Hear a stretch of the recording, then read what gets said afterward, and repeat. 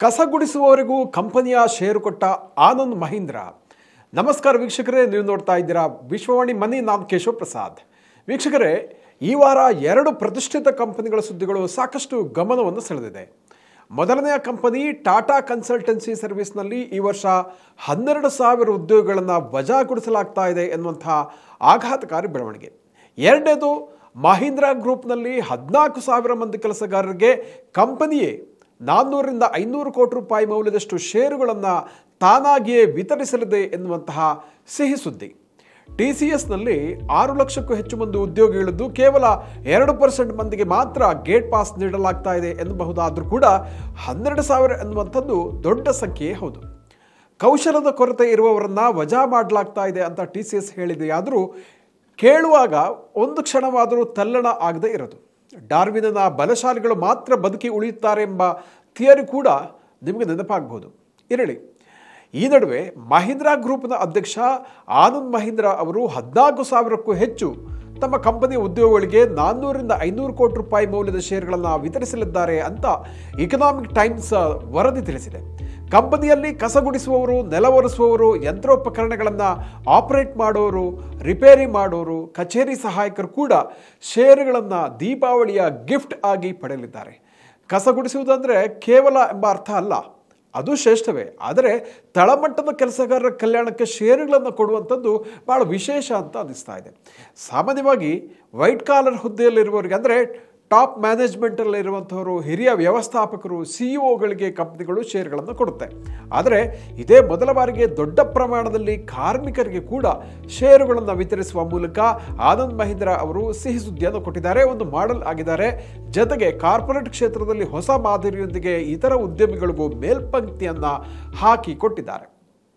ಷೇರು ಅಂತಂದರೆ ಆ ಕಂಪನಿಯ ಮಾಲೀಕತ್ವದಲ್ಲಿ ಒಂದು ಭಾಗ ಆಗಿರುತ್ತೆ. ಇದು ಉದ್ಯೋಗಿಗಳಿಗೆ ಭಾಳ ಹೆಮ್ಮೆಯ ಸಂಗತಿಯೂ ಹೌದು. ಇದುವರೆಗೆ ಉನ್ನತ ಹಂತದಲ್ಲಿದ್ದ ಉದ್ಯೋಗಿಗಳಿಗೆ ಮಾತ್ರ ಸಿಗ್ತಾ ಇದ್ದ ಸ್ಟಾಕ್ಸ್ ಆನಂದ್ ಮಹೀಂದ್ರಾದಲ್ಲಿ ಈಗ ಎಲ್ಲರಿಗೂ ಸಿಗುವಂಥದ್ದು ಬಹಳ ಹೃದಯ ಸ್ಪರ್ಶಿ ನಿದರ್ಶನ. ನಾನಾ ಕಾರಣಗಳಿಂದ ಖಾಸಗಿ ವಲಯದಲ್ಲಿ ಇವತ್ತು ಉದ್ಯೋಗ ಭದ್ರತೆ ಎಂಬುದೇ ಇಲ್ಲವಾಗಿದೆ. ಕಾರಣಗಳು ಏನೇ ಇರಲಿ, ವಿಶ್ವಾಸಕ್ಕೆ ಹೆಸರುವಾಸಿಯಾಗಿರುವ ಟಾಟಾ ಗ್ರೂಪಿನ ಮುಕುಟ ಮಣಿಯಂತಿರುವ ಟಾಟಾ ಕನ್ಸಲ್ಟೆನ್ಸಿ ಸರ್ವಿಸ್ ಕಂಪ್ನಿಯಲ್ಲಿ ಇತ್ತೀಚೆಗೆ 12,000ಕ್ಕೂ ಹೆಚ್ಚು ಉದ್ಯೋಗಗಳನ್ನು ವಜಾಗೊಳಿಸ್ತಾ ಇರುವಂಥದ್ದು ಇಡೀ ಇಂಡಸ್ಟ್ರಿಯನ್ನು ತಲ್ಲಣಗೊಳಿಸಿದೆ. 12,000 ಉದ್ಯೋಗಗಳ ಕುಟುಂಬದ ಕಥೆ ಏನು ಎಂಬ ಆಲೋಚನೆ ಮಾಡಿದರೆ ಆತಂಕ ಕವಿಯುವಂಥ ಸಹಜ. ಇಂಥ ಅಭದ್ರತೆಯೇ ಕಾಯಂ ಅನ್ನುವಂಥ ಸನ್ನಿವೇಶದಲ್ಲಿ ಅಪರೂಪಕ್ಕೊಮ್ಮೆ ಕೆಲ ಸುದ್ದಿಗಳು ತಂಗಾಳಿಯ ಹಾಗೆ ಸುಳಿತಾ ಇರುತ್ತೆ.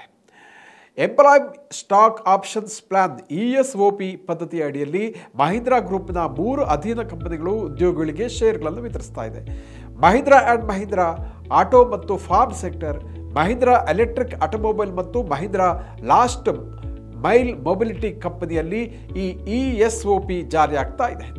ರಿಸ್ಟ್ರಿಕ್ಟೆಡ್ ಸ್ಟಾಕ್ಸ್ ಯೂನಿಟ್ಸ್ ರೂಪದಲ್ಲಿ ಇವುಗಳು ಸಿಗುತ್ತೆ, ಅಂದರೆ ಕೆಲವೊಂದು ಷರತ್ತುಗಳೊಂದಿಗೆ ವಿತರಿಸ್ತಾರೆ. ವರದಿಗಳ ಪ್ರಕಾರ ಮಹೀಂದ್ರಾ ಗ್ರೂಪ್ನಲ್ಲಿ ಕನಿಷ್ಠ 12 ತಿಂಗಳು ಕೆಲಸ ಮಾಡಿದವರಿಗೆ ಇದು ಸಿಗುತ್ತೆ.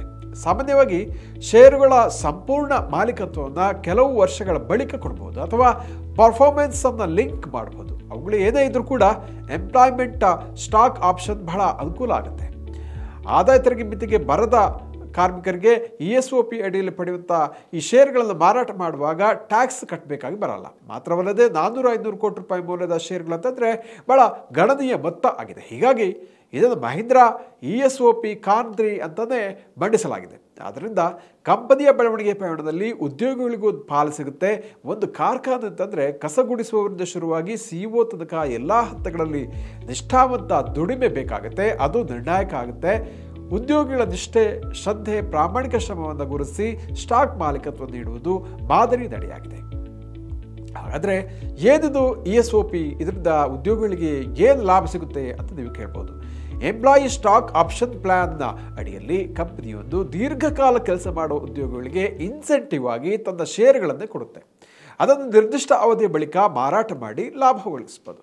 ಇದರಿಂದಾಗಿ ಕಂಪನಿ ಕೂಡ ಲಾಭ ಇದೆ. ಮೊದಲನೇದಾಗಿ ನಿಷ್ಠಾವಂತ ಕೆಲಸಗಾರರನ್ನ ಕಂಪನಿಯಲ್ಲೇ ದೀರ್ಘ ಅವಧಿಗೆ ಉಳಿಸ್ಕೊಳ್ಬೋದು, ಉತ್ಪಾದಕತೆಯನ್ನು ಹೆಚ್ಚಿಸಬಹುದು, ಜೊತೆಗೆ ಗ್ರಾಹಕರ ವಿಶ್ವಾಸ ವೃದ್ಧಿಗೆ ಇದು ಕಾರಣ ಆಗುತ್ತೆ. ಮಹೀಂದ್ರಾ ಆ್ಯಂಡ್ ಮಹೀಂದ್ರಾ ಗ್ರೂಪ್ ಭಾರತದ ಕಾರ್ಪೊರೇಟ್ ವಲಯದ ದಿಗ್ಗಜ ಕಂಪನಿಗಳಲ್ಲಿ ಒಂದಾಗಿದೆ. ಥಾರ್ನಂತಹ ಬ್ಲಾಕ್ ಬಸ್ಟರ್ SUV ಅದು ತಯಾರಿಸಿ ಯಶಸ್ವಿಯಾಗಿದೆ. ಹೀಗಾಗಿ ಕಂಪನಿಯ ಷೇರು ಮೌಲ್ಯವು ಕಳೆದ 5 ವರ್ಷಗಳಲ್ಲಿ 12 ಪಟ್ಟು ವೃದ್ಧಿಸಿದೆ.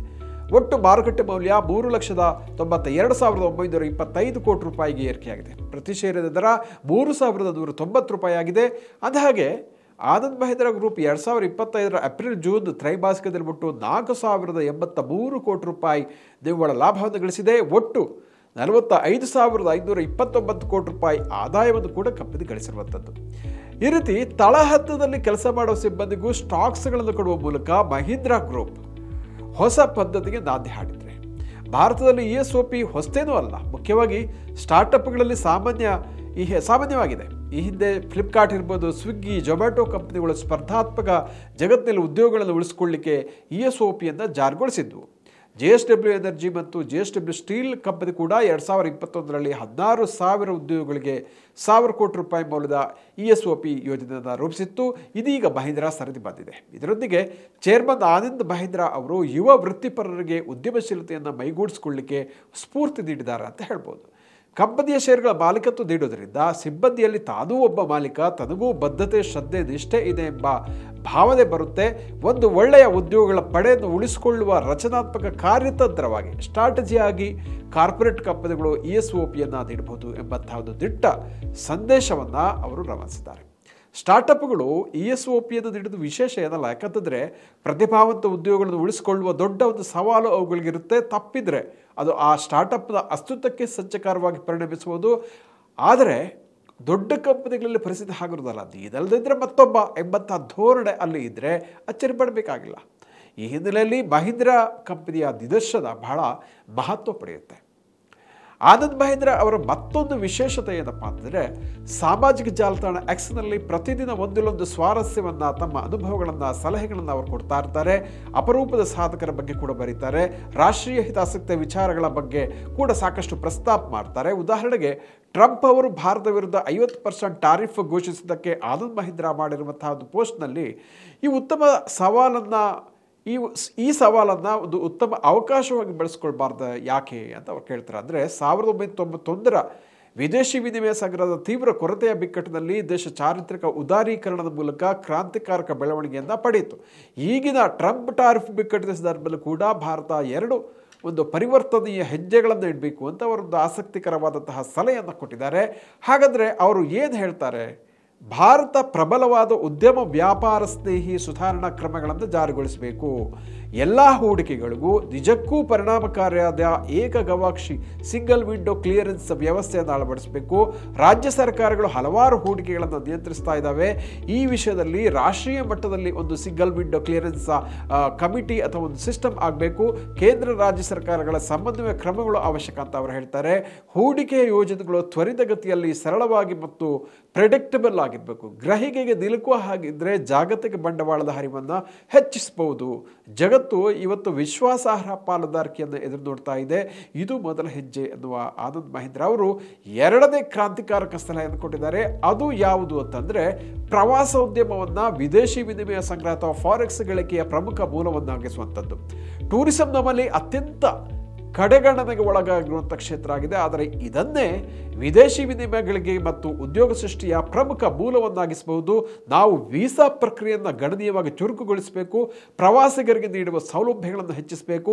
ಪ್ರವಾಸೋದ್ಯಮದ ವಿಶೇಷ ಕಾರಿಡಾರ್ಗಳನ್ನು ನಿರ್ಮಿಸಬೇಕು. ಪ್ರವಾಸಿ ತಾಣಗಳಲ್ಲಿ ಸೌಲಭ್ಯ ಒದಗಿಸಬೇಕು. ಭದ್ರತೆ, ನೈರ್ಮಲ್ಯ ಮತ್ತು ಆರೋಗ್ಯ ವ್ಯವಸ್ಥೆಗಳನ್ನು ಕಲ್ಪಿಸಿಕೊಡಬೇಕು. ದೇಶಾದ್ಯಂತ ಸಣ್ಣ ಮತ್ತು ಮಧ್ಯಮ ಉದ್ಯಮಗಳಿಗೆ ಹಣಕಾಸು ನೆರವು ಸಕಾಲಕ್ಕೆ ಸಿಗುವಂತಾಗಬೇಕು. ಮೂಲಸೌಕರ್ಯ ಹೂಡಿಕೆ ಇನ್ನೂ ವೃದ್ಧಿಸಬೇಕು. PLI ಯೋಜನೆಗಳನ್ನು ವಿಸ್ತರಿಸಬೇಕು. ಬೇರೆ ದೇಶಗಳು ತಮ್ಮನ್ನು ಮೊದಲು ಮುಂದಿಡುತ್ತವೆ ಅಂತ ಭಾವಿಸುವಂಥದ್ದು ಬೇಡ. ನಾವು ನಮ್ಮ ದೇಶವನ್ನು ಎಂದೆಂದಿಗೂ ಶ್ರೇಷ್ಠವಾಗಿಸೋಣ, ಬಲಾಢ್ಯವಾಗಿ ಕಟ್ಟೋಣ ಎಂದು ಸ್ಫೂರ್ತಿಯುತ ಸಲಹೆಯನ್ನು ಆನಂದ್ ಮಹೀಂದ್ರಾ ನೀಡಿದ್ದಾರೆ. ನಾಯಕರಾದವರು ಯಾವತ್ತೂ ಹಿಂತಿರುಗಿ ನೋಡಲ್ಲ, ಅಕ್ಕಪಕ್ಕ ನೋಡಲ್ಲ. ಅವರು ಮುಂದೆ ಏನು ಆಗಬೇಕು, ಮುಂದೇನು ಎಂಬುದ ಆ ಒಂದು ದೂರದೃಷ್ಟಿಯನ್ನು ಮಾತ್ರ ಅವರು ಕಾಣ್ತಾರೆ ಅನ್ನುವಂಥದ್ದು ಆನಂದ್ ಮಹೀಂದ್ರಾ ಅವರದೇ ನುಡಿ. ಅದರಂತೆ ಅವರು ನಡೀತಾ ಇದ್ದಾರೆ ಕೂಡ. ವೀಕ್ಷಕರೇ, ಇಂತಹ ಮತ್ತಷ್ಟು ಉಪಯುಕ್ತ ವಿಡಿಯೋಗಳಿಗೆ ವಿಶ್ವವಾಣಿ ಮನಿ ಯೂಟ್ಯೂಬ್ ಚಾನಲನ್ನು ವೀಕ್ಷಿಸಿ, ಸಬ್ಸ್ಕ್ರೈಬ್ ಮಾಡಿ ಮತ್ತು ನಿಮ್ಮ ಕಮೆಂಟ್ಗಳನ್ನು ಕಮೆಂಟ್ ಬಾಕ್ಸ್ನಲ್ಲಿ ತಿಳಿಸಿ ಅಂತ ಕೇಳ್ಕೊಳ್ತಾ ಇದ್ದೇನೆ. ವಂದನೆಗಳು.